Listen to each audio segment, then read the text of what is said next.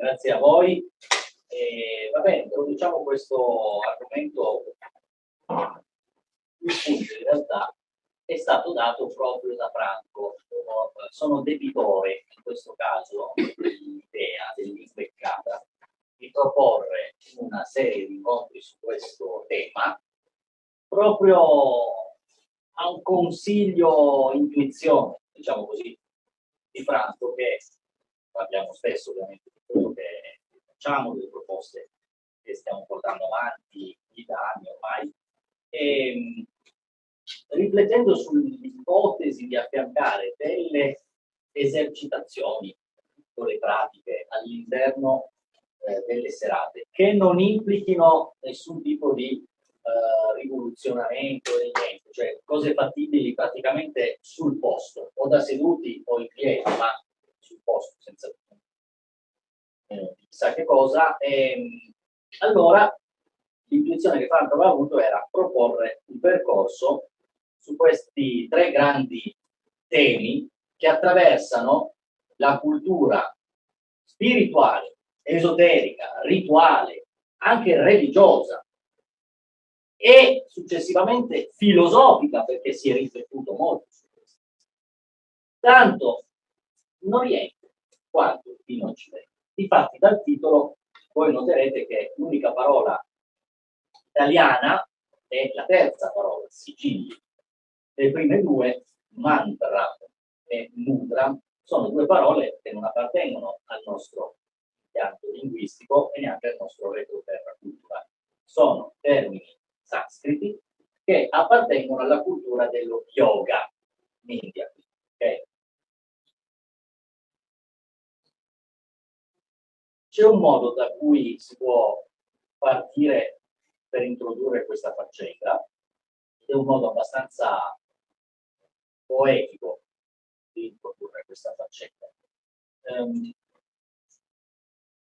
Nel nostro corpo e attraverso il nostro corpo noi abbiamo alcuni, li chiamiamo tra virgolette oggetti, anche se non sono oggetti propriamente, si chiamano oggetti psicanalitici, che rappresentano il nostro modo di offrire qualcosa di noi all'altro. L'altro è colui o colei che incontriamo. Il nostro modo di offrire qualcosa di noi all'altro parte o ha tre oggetti, tra virgolette, fondamentali che rappresentano l'offerta dell'uomo compie all'altro uomo. Uno, partiamo con le scritture, mi mancano un po', scrivere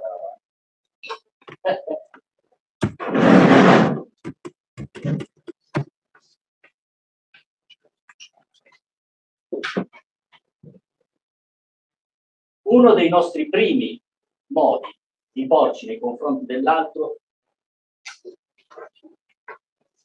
è attraverso la voce. La voce esce dal nostro corpo, è un prodotto di questo strumento musicale, diciamo così, forte. Esce dal nostro corpo e si dirige altrove, in uno spazio che accoglie questi suoni. Di solito vi è qualcuno che ascolta. Questo è il primo oggetto, tra virgolette, che offriamo all'altro, la voce. Un secondo oggetto che noi offriamo all'altro sono le mani.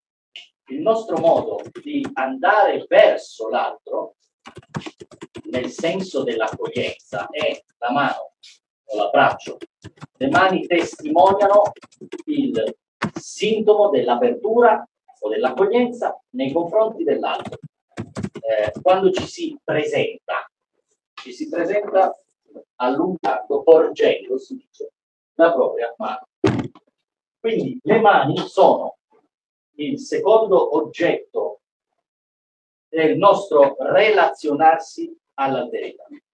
E infine il terzo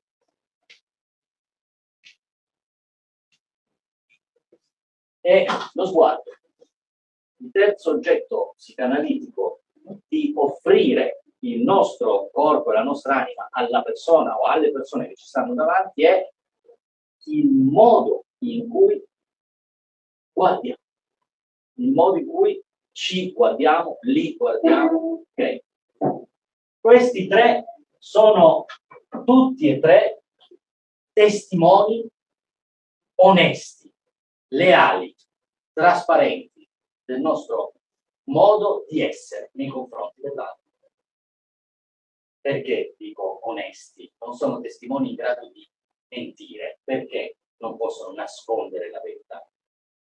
Perché la voce, certo, a parole posso dire qualunque cosa, ma il tono della voce non mente. Tant'è che noi diciamo che la voce tradisce, è vero o no che si usa questa espressione? No? La tua voce tradisce una certa emozione.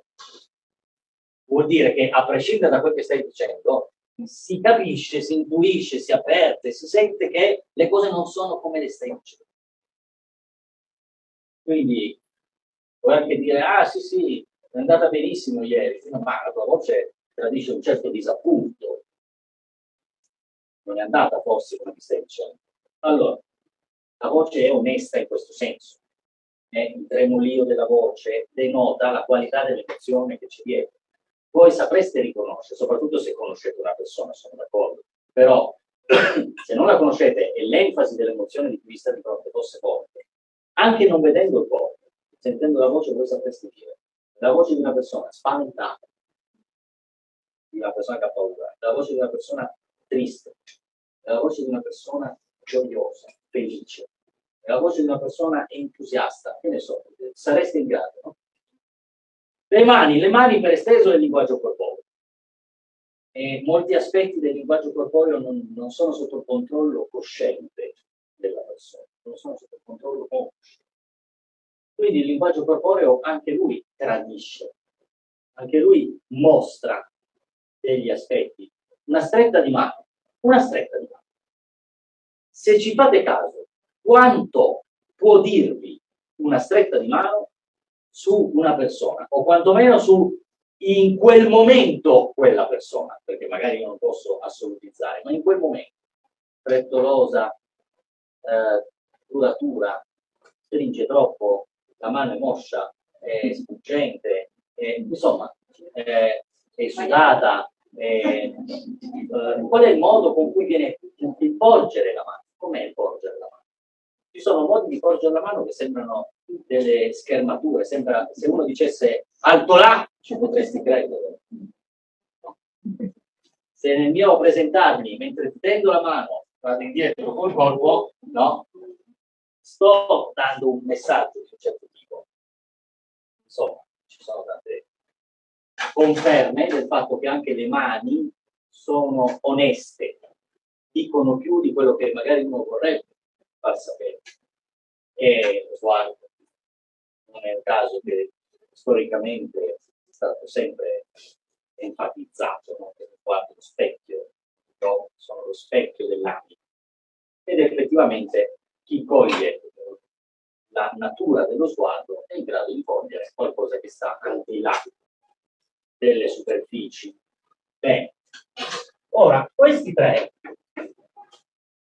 non è certamente un caso che io li abbia, questa nostra piccola introduzione, posti nel discorso che riguarda la relazione con l'altro. Perché se dico mantra, e poi vi spiegherò cosa significa questa parola, però molti potrebbero almeno averla sentita nominare, mi riferisco a una serie di sequenze fonetiche, adesso non stiamo a specificare, che vengono cantilenate, salmodiate o vibrate all'interno di contesti rituali, meditativi, spirituali, religiosi, e che sono la versione orientale di quello che da noi è la preghiera. E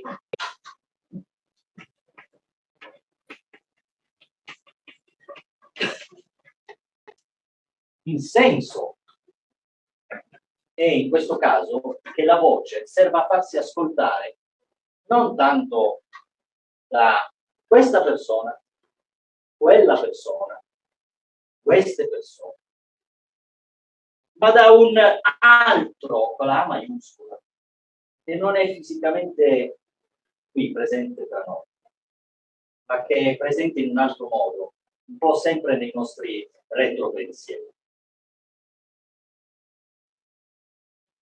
Alcuni l'hanno chiamato Dio, filosoficamente possiamo dire trascendente, personificato in alcune forme specifiche, qualunque sia la divinità di riferimento. Insomma, quell'invisibile regno dello spirito che sta al di là di tutte le cose a noi conoscibili, che conosce risposte a domande a cui noi non sappiamo e non sapremo rispondere, o che conosce risposte a domande che non ci siamo nemmeno mai posti. E questa sensazione collettiva di tutta l'umanità, dall'alba dei tempi, di avere a che fare con un altro lato che sa le cose che noi non possiamo sapere, giustifica potenzialmente il dialogo con quell'altro lato, e il dialogo si basa sulla voce. Poter volere e voler potere dialogare con una sorgente della vita e della morte, da cui noi sentiamo di derivare.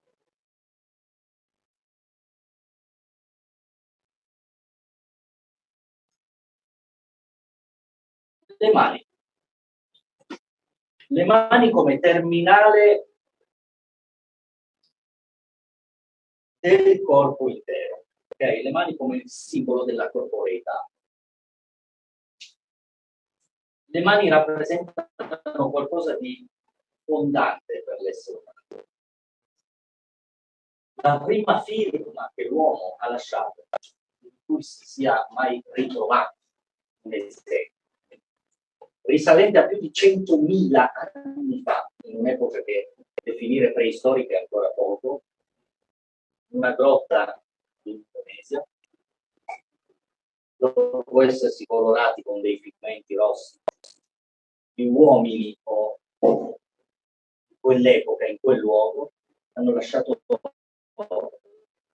la loro firma sulla parete di una grotta. Un po' come un bambino che su un foglio di carta, se scopre la possibilità attraverso una sostanza di lasciare un'impronta, la lascia come un segno che dice io. Prima che la voce possa dire io, la mano lascia il segno.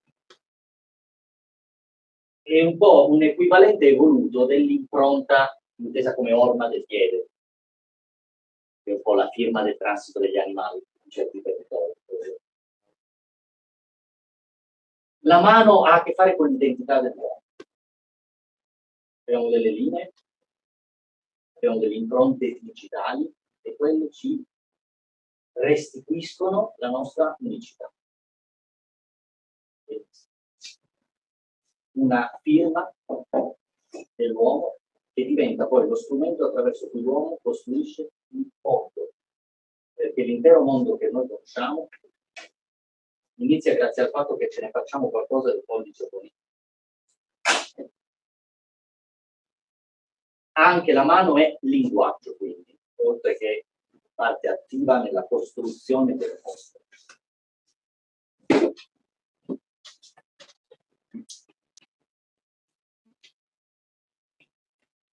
C'è questa parola meno conosciuta rispetto a quella dei mantra, ma appartiene sempre alla stessa lingua, sanscrito, e appartiene sempre allo stesso sottobosco culturale, la cultura dello yoga. No? Mudra vuol dire, dalla radice etimologica vuol dire chiudere, sigillare, e sono dei gesti che vengono compiuti con le mani, di solito entrambe, però esistono mudra che possono essere compiute con una mano sola, ma in generale è la collaborazione delle mani. Quello del gesto o del segno con le mani non è un segreto dell'Oriente. Il modo in cui noi ci salutiamo, il modo in cui noi preghiamo è giungendo le mani. Questo in Oriente è anche il modo con cui le persone si salutano, anziché darsi la mano, loro le giungono come noi facciamo in preghiera, sempre noi. Avete mai visto pregare nel mondo musulmano?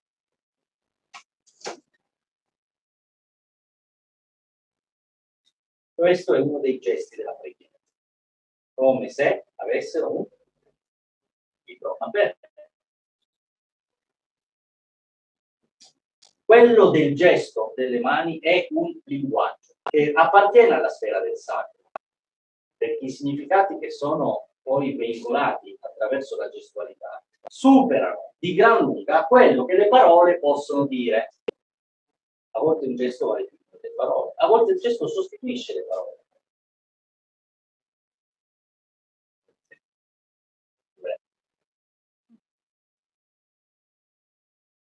Se guardate nella iconografia dei santi, noterete un'ampia gamma di gesti compiuti prevalentemente con le mani, a volte accompagnati da certi sguardi. Questi gesti trasmettono dei significati. Potrei anche non avere bisogno di comprare un volume così e mi spieghi che cosa significa il gesto dell'indice sul cuore. Perché sì, si possono scrivere anche 1000 pagine sul significato dell'indice, ma la cosa più semplice per capire che cosa significa qual è?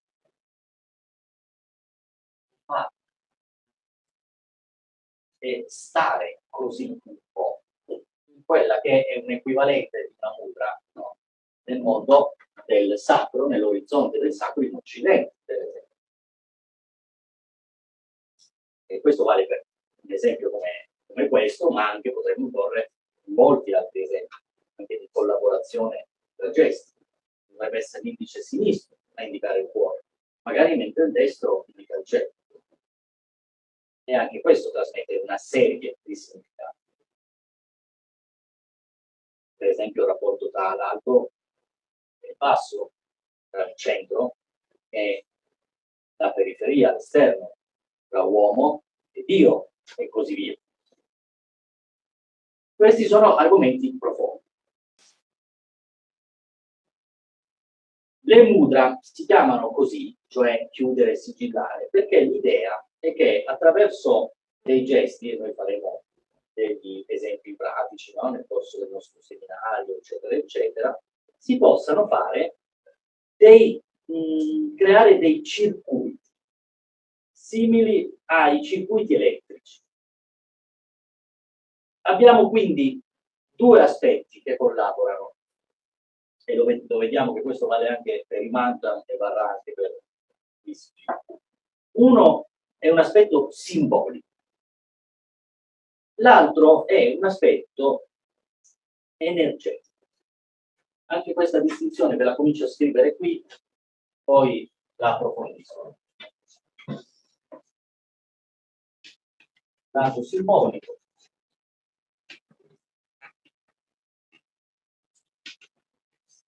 E lato energetico.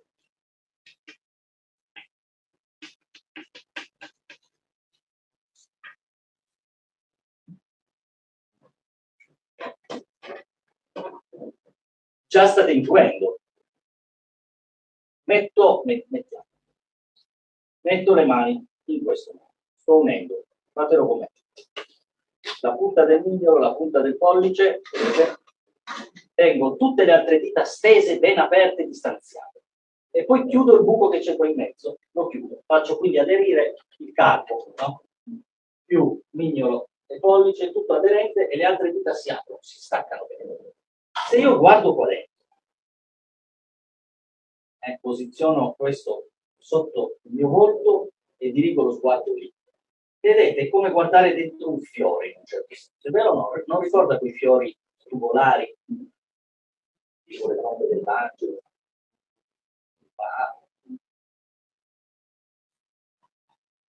calmo.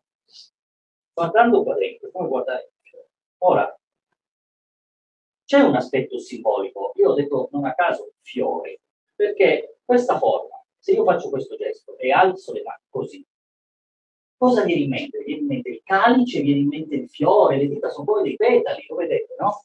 Ecco, questo aspetto del fiore o del calice è simbolico. Il fatto di guardare dentro e pensare di poterci sprofondare infinitamente è simbolico. Però c'è anche un altro aspetto, e non è quello simbolico.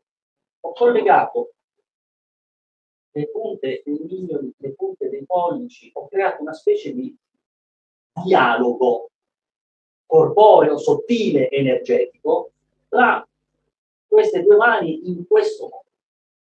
Se mi fermassi un attimo, vi chiedo di farlo così come esperimento, per 30 secondi, tenendo le dita tese, è un po' faticoso, no? Rimaniamo a respirare così per un attimo, con gli occhi chiusi.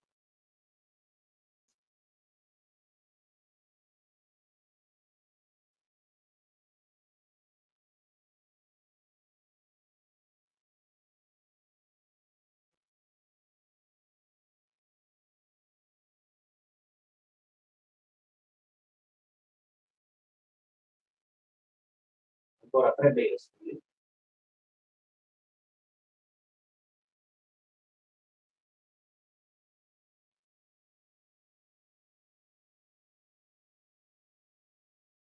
Adesso chiudete il pugno destro, chiuso, e avvolgetelo nella mano sinistra.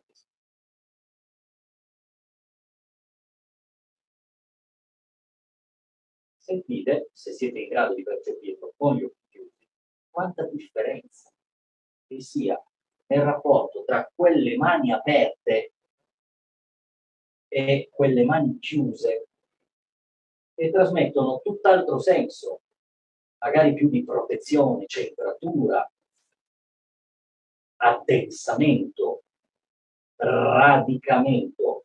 Nell'altro caso invece avevo più apertura, salita, leggerezza. E questo non è solo simbolico, l'ho capito. Questo ha a che fare con il fatto che l'energia circola in maniera diversa se chiude, si apre. Il linguaggio riflette questo. Persona chiusa, persona aperta, attitudinalmente. Allora, così cominciate a capire perché si chiamano mudra, nel senso che il chiudere non è lo stringere, è il chiudere nel senso di far passare l'energia come in un circuito. Ok? È una bellissima esperienza quella di dare voce al corpo.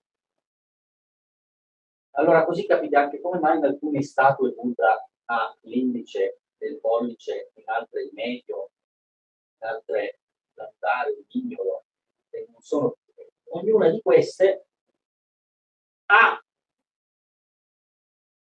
una sfumatura di significato che può essere diversa, poi cambierà anche da scuola a scuola, ma soprattutto fa circolare, diciamo così, l'energia in un modo leggermente diverso. Le mudra quindi nello yoga servono a supportare gli stati meditativi. Si dice che le mudra, in quanto sigilli, siano il supporto manuale ad alcuni stati di meditazione che trasmettono dei significati simbolici attraverso un lavoro energetico. È chiaro? Abbastanza?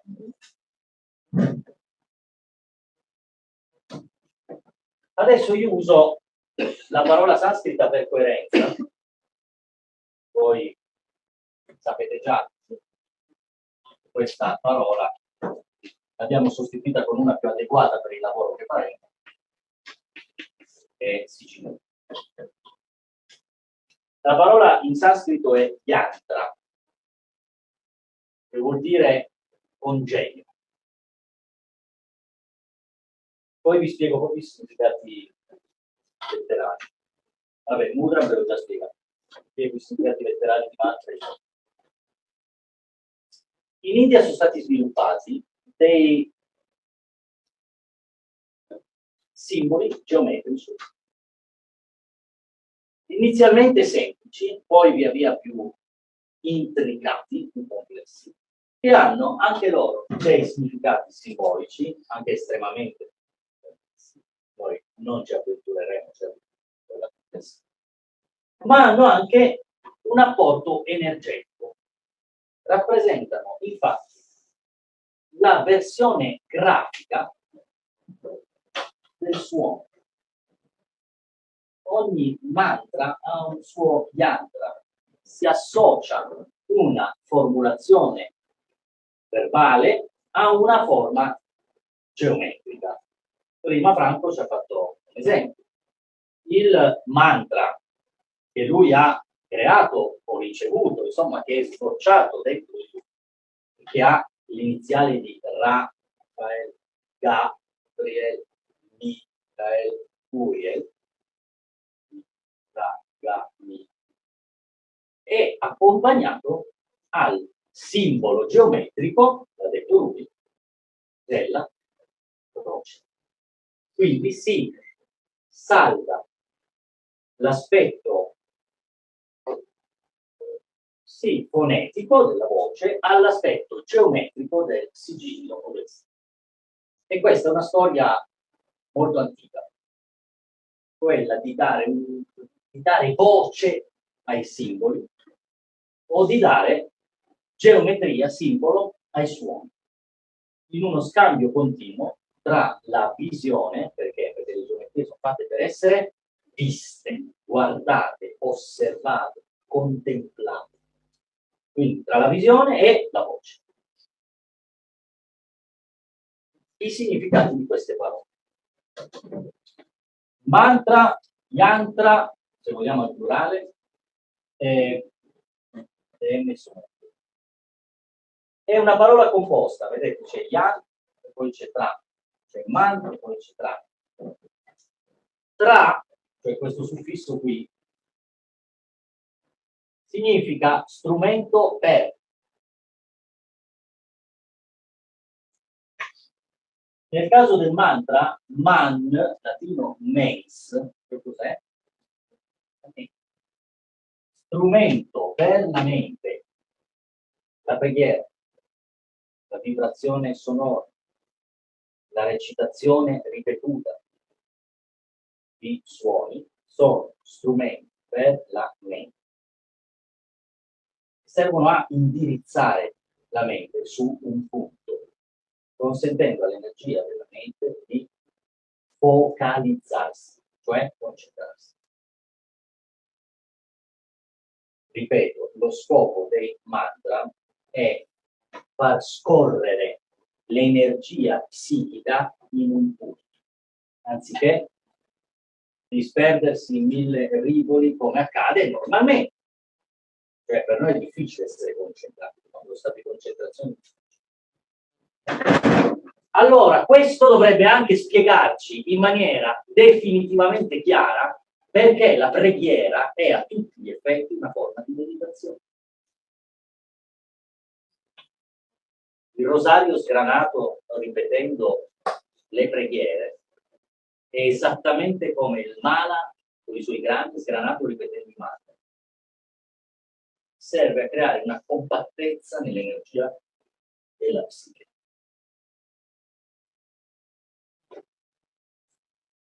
Se a questo aggiungete il fatto che ogni mantra, ogni preghiera include dei significati, un conto è dire Ambarabaci Cicocò, un altro conto è dire Padre nostro che sei in cielo, per esempio. Allora, poi parleremo, non oggi ovviamente, ma nel corso del seminario, anche di queste differenze. I significati che si trovano dentro le parole, nei mantra o nella preghiera, visto lo stato particolare di coscienza, lo stato meditativo, riesco a trasformare la coscienza, cioè imprimono il significato in quella coscienza. È chiaro questo? Se io mi abituo a dire una certa cosa, a lungo andare, una parte di dipenda ciò che dico.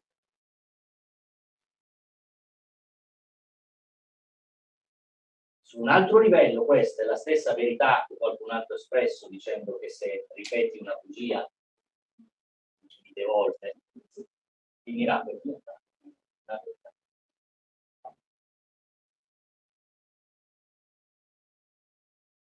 Perché al suono, il suono è come se aprisse un varco nella coscienza. E in quel varco come un solco, ecco, il suono è come un solco nella coscienza. E in quel solco tu deponi dei semi, che sono i significati di ciò che stai dicendo.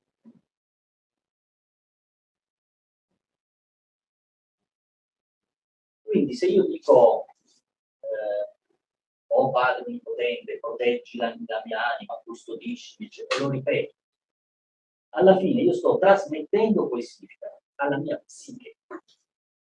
E anche se non credessi in Dio che mi ascolta come se avessi un orecchio invisibile e sceglie davvero di dar seguito alla mia preghiera, io posso pensare in maniera molto più razionale che quei significati mi facciano a lungo andare sentire davvero protetto,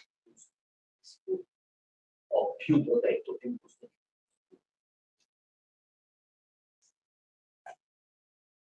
Guardate quanto nel linguaggio popolare o nelle credenze popolari c'è un riverbero di questa roba. Quando uno magari dice più volte una certa cosa scherzosamente, eccetera, poi quella roba accade, magari è una cosa tenuta che non deve. Cioè, cazzo, te la sei chiamata.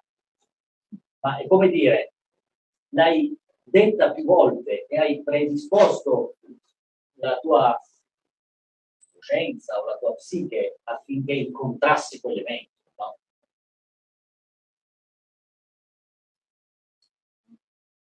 Mantra, strumento per la mente. Yantra, allora qui in questo caso tra è ovviamente sempre strumento per. Yan, in realtà la parola originaria è yam, e solo che per ragioni fonetiche dire yantra è scomodo, quindi diventa yantra. Yam vuol dire stringere, frenare, controllare.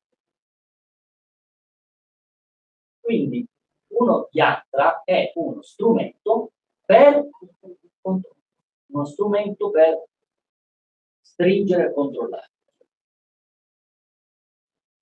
E anche qui dobbiamo chiederci di che cosa parlavano. Parlava sempre della coscienza. E anche qui ci dobbiamo chiedere, ci sono delle parti di noi che sfuggono al controllo? Faresti prima pensare quali sono le poche che hai sotto. Cioè, nel mondo del pensiero, nel mondo delle emozioni, nel mondo delle azioni, nel mondo delle parole, non c'è quasi nulla che sia sotto controllo.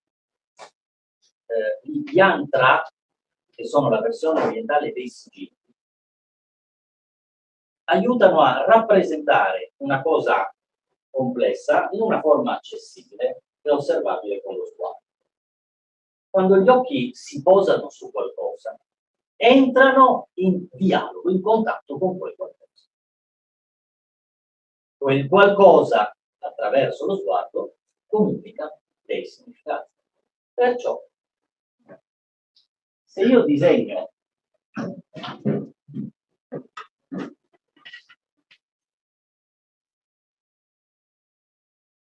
questo fate finta che sia un quadrato. Okay. E se disegno questo, fate finta che sia un cerchio, noi abbiamo due forme semplicissime, elementari, geometriche, che trasmettono dei significati diversi e non li trasmettono culturalmente, perché a seconda che io sia indiano, buddista o cristiano, questi significati sono diversi. No, li trasmettono universalmente.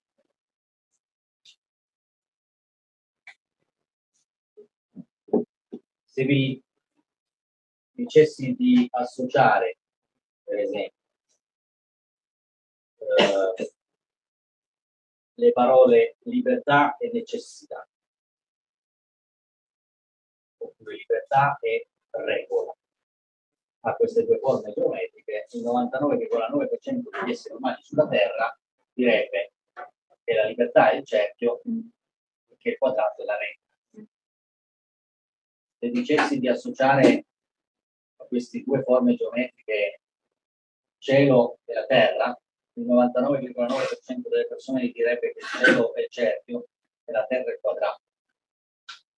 Ma quasi nessuno verrebbe in mente di associare il cielo a un quadrato. E così via. Ah, perché c'era una stanza. Oppure, se io disegno un triangolo a punta in su, trasmette dei significati, perché la punta in su richiama in noi una direzione, e quella direzione è dal basso verso l'alto. Questo è come una freccia che indica il salire. E se disegnassi un triangolo a punta in giù, sarebbe la stessa cosa, ma alla rovescia. La direzione indicata dal triangolo scende e su questo non ci piove.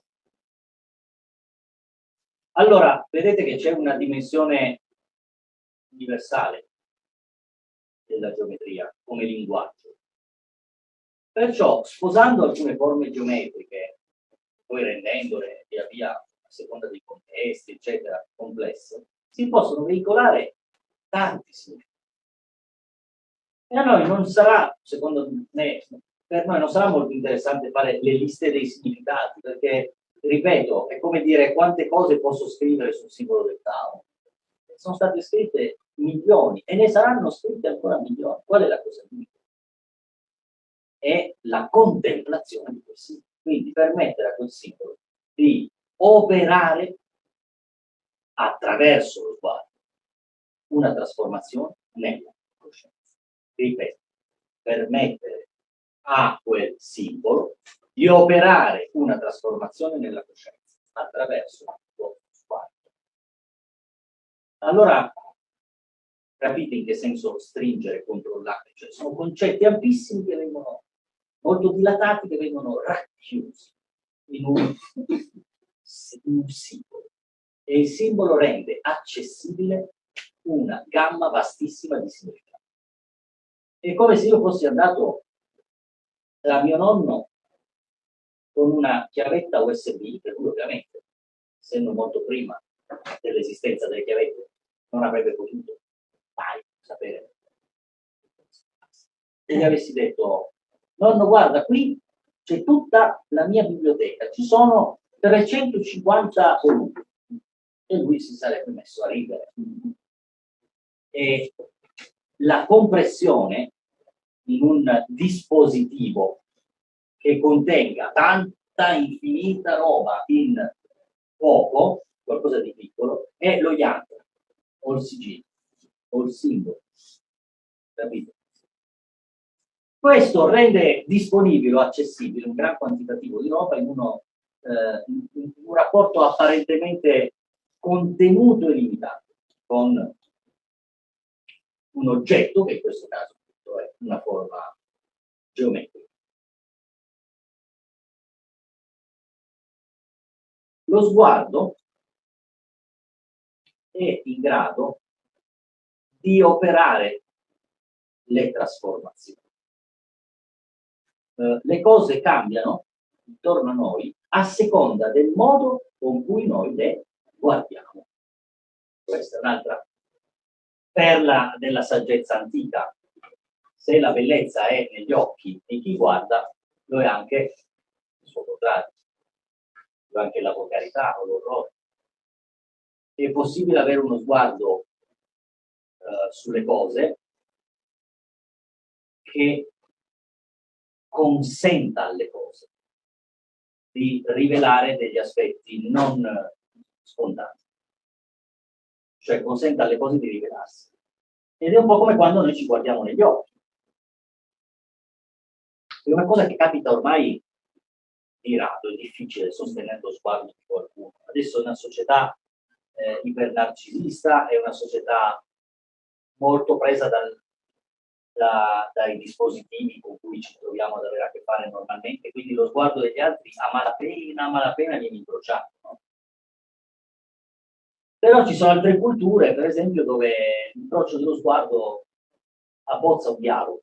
Non è visto come sfida, come in alcune culture, in altre invece è visto proprio come fosse un silenzioso dialogo.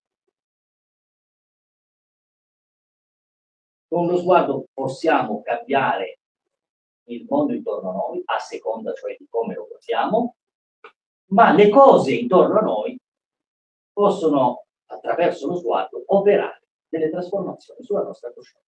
È il caso dei simboli o delle opere d'arte, per esempio. Andiamo in un gran museo dove ci sono sculture o dipinti, per esempio. Quelle opere, anche se non sono sigilli, agiscono come se fossero degli strumenti magici e sono in grado, attraverso magari lo sguardo, se parliamo di arte figurata, no? Passa attraverso gli occhi, se parliamo di musica, passerà attraverso le orecchie, sono in grado di imprimere dei significati e quindi trasformare, ancora una volta, la psiche, la coscienza. Quindi noi abbiamo a che fare sia con i mantra, sia con le mudra, sia con i sigilli, abbiamo a che fare con materiale incandescente, attivo, trasformativo. Non è una carrellata di reperti fossilizzati, andiamo a guardare come era una rappresentazione simbolica, ascoltiamo come è. Ancora oggi il mantra, se recitato, opera la trasformazione per coscienza di recita. E noi, nel corso dei nostri incontri, cercheremo di dedicare ogni volta uno spazio ampio, importante, a questi esperimenti, nel senso di esperienze, non nel senso del piccolo chimico, no?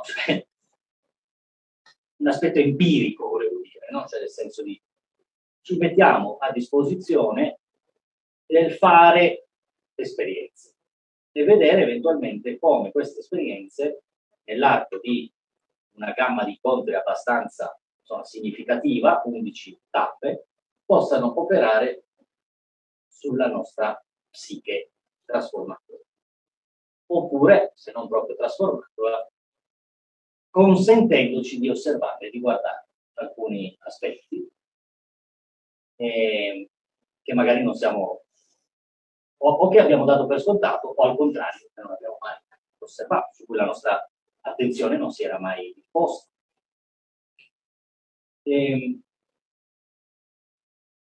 Nonostante nulla sostituirà mai l'esperienza vis-à-vis dal vivo, come quella che state facendo questa sera, comunque questi incontri saranno recuperabili da chi fosse fisicamente assente, oppure che vive magari da un'altra parte, perché esiste il video e il video consente di poter fare le stesse cose a casa, dove non c'è un'imposizione, con la sola imposizione delle mani. Prenderemo spunto da diverse culture. sappiate che rimbalzeremo continuamente tra dimensione simbolica e dimensione energetica. Saranno sempre affiancate queste due, però a volte magari vi dirò di mettermi più attenzione cioè, su quell'aspetto o su quell'altro aspetto. Non sono separate, come vi dicevo prima. La voce trasporta i significati, ma è anche suono. Quindi arriva due volte la voce. Arriva come suono e arriva come contenuto, cioè di quello che sto dicendo. E anche il sigillo arriva come significati, ma arriva anche geometricamente, arriva anche come circuito. Nella circuitazione l'aspetto geometrico diventa fondamentale. I sigilli, esistono sia sigilli che la tradizione ci ha consegnato e di cui siamo eredi, ma la buona notizia è che molti sigilli si possono creare, oppure si possono ricevere. Faccio un esempio per capire meglio questa frase un po' ambigua. È ovvio che avere il proprio mantra o la propria formula, ad esempio che ha fatto Franco prima, è un po' come avere una chiave adatta alle tue porte o alle tue serrature, no? La stessa cosa è per dei gesti particolari e la stessa cosa è per dei simboli o sigilli particolari. Se ho il mio, potrò usarlo magari all'interno di una meditazione per accedere, esattamente come con la chiave apro una serratura, a delle parti di me a cui normalmente non riesco ad accedere. E questo può significare tante cose. Riporto l'esempio che ha fatto Franco. Con quella stessa formula può cercare di farsi passare il mal di testa quando ha il mal di testa o può cercare di accelerare il processo di addormentamento quando non ha sonno. Okay? Sono due cose diverse, ma accomunate dalla stessa password, no? Cioè dalla stessa parola d'ordine, che è una chiave d'accesso.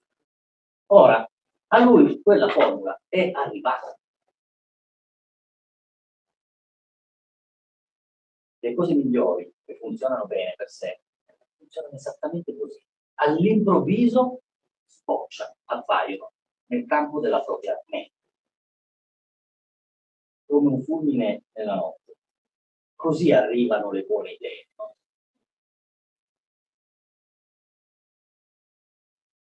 Anche io volevo un mio sigillo. Tanti anni fa. Andavo a fare dei ritiri in montagna. Stavo qualche giorno da solo. Erano ritiri spirituali che servivano a me come resa dei conti con delle parti di me, perché percorsi spirituali spesso vuol dire ingaggiare delle battaglie con delle parti di te, no? Benissimo. Ho chiesto più volte al mio angelo, e non parlo di un angelo specifico, è come dicessi al mio angelo custode, di darmi il mio segno, il mio sigillo segno. Ma come spesso succede, quando tu desideri ardentemente o cerchi spasmodicamente qualcosa, quel qualcosa non arriva. Perché c'è un po' di quella fretta da risultato, un po' di quel attaccamento ai risultati e allontana il risultato stesso. Non è difficile da capire, no? Questo meccanismo. Ho fretta di trovare quel paio di occhiali perché devo uscire, me li devo portare dietro, cavolo, ho fretta e non li trovo. E sto senza. Poi quando torno a casa dico, ma cacchio, erano lì, proprio lì sotto i miei occhi e non li ho visti perché non c'è. Comunque, non li hai visti perché avevi fretta di trovarli, quindi non li potevi vedere.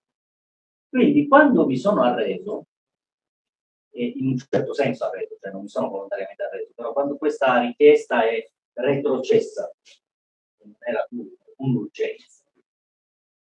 Un giorno vado a uno di questi ritiri che facevo all'epoca in montagna e nel cuore di una meditazione mi sorge dal campo visivo latticinoso, scuro, no? In cui sei durante uno stato un'immagine così nitida, così chiara, così stagliata bene rispetto allo sfondo, colorata persino, da essere inequivocabilmente quello che io cercavo.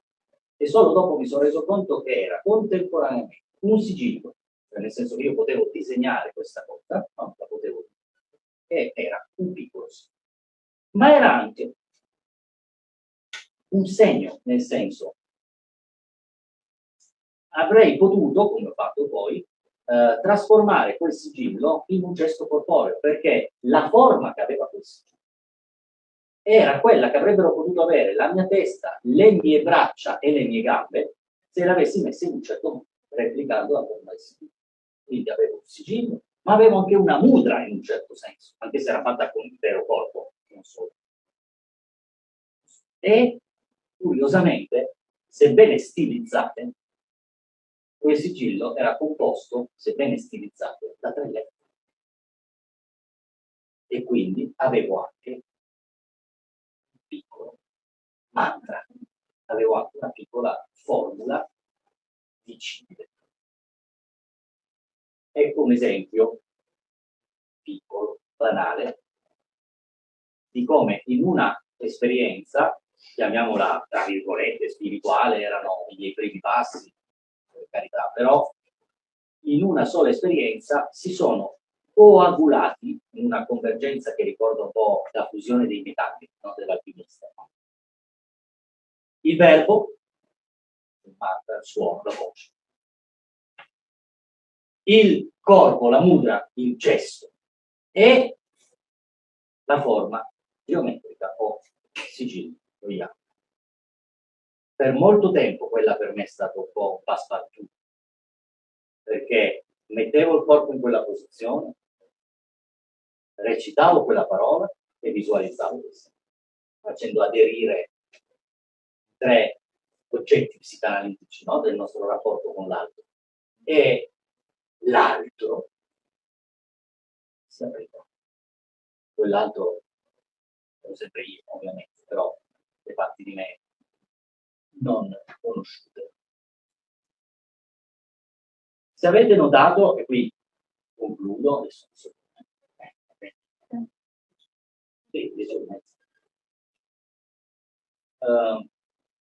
se avete notato, sia i mantra, sia le mudra, sia i sigilli, nascono con l'intento di focalizzare, concentrare e controllare qualcosa. Questo credo che alla base di tutti i percorsi spirituali sia sempre stata una delle più grandi sfide dell'uomo. Riuscire a tenere in pugno il più possibile le parti di sé che scappano. L'energia psichica è come un fascio di forze. Questo fascio di forze non è ordinato. Di solito è caotico. Se viviamo però in luoghi in cui la realtà circostante ci rimanda un certo ordine, allora anche la nostra psiche è facilitata gradualmente a ordinarsi. Se io vivessi in un bel parco, in un bel giardino, le forme della natura tendono ad essere armoniose perché hanno delle loro geometrie e i tempi della natura tendono ad essere armoniosi perché hanno delle ciclicità che sono geometrizzabili. E questo trasmette delle ordinatrici, delle forze ordinatrici. Quando diciamo coordinate, le coordinate, che di solito sono quelle attraverso cui possiamo andare in un preciso punto nello spazio. Bisogna avere coordinate, cioè che sono ordinate insieme, con.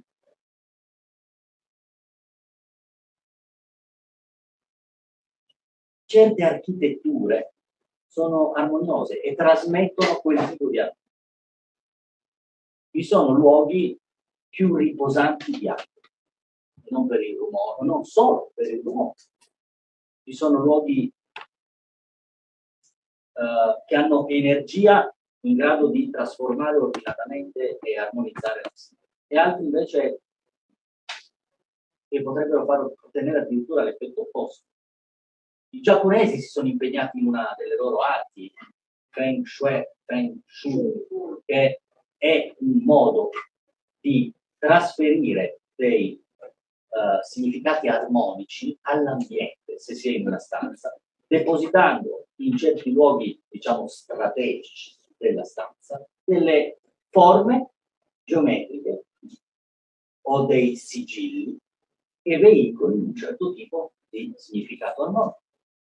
Ora, questa roba agisce su piani sottili. È ovvio che se penso e mi aspetto che questo agisca in modo tale da essere visibile, osservabile, resterò probabilmente deluso.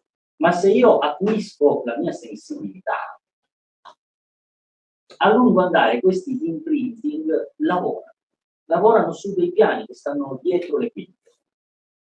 Ed è dietro le quinte che si fa la materia prima di qualunque opera, di qualunque storia. Va bene, vi do appuntamento al 26 di settembre, cioè tra 2 martedì, se siete interessati, per questo viaggio attraverso delle esperienze, ripeto, esperienze vocali, sonore, manuali gestuali, corporee e geometrico-simboliche visive, sia separatamente che associate. Quindi lavoreremo a volte solo sul suono, solo sul corpo, solo sui sigilli e a volte sull'abbinamento tra gli uni e gli altri, per provare ad aprire anche nuove porte e fornire tutta una serie di spunti che potreste approfondire poi voi. L'orario sarà sempre dalle 21, appuntamento qui, si inizia 10 minuti dopo, ma l'appuntamento è alle 21 e si conclude prima delle 23. Benissimo, io spero di rivedervi tutti qui già dal 26 di settembre e se pensate di conoscere qualche persona potenzialmente interessata, intrigata da questi argomenti, comunicate che è possibile seguire anche online, perché magari sono persone che vivono lontani, questo seminario. Ebbene, grazie dell'ascolto, della vostra pazienza e ci vediamo qua fra un paio di settimane per chi lo vuole. Ciao a tutti, grazie.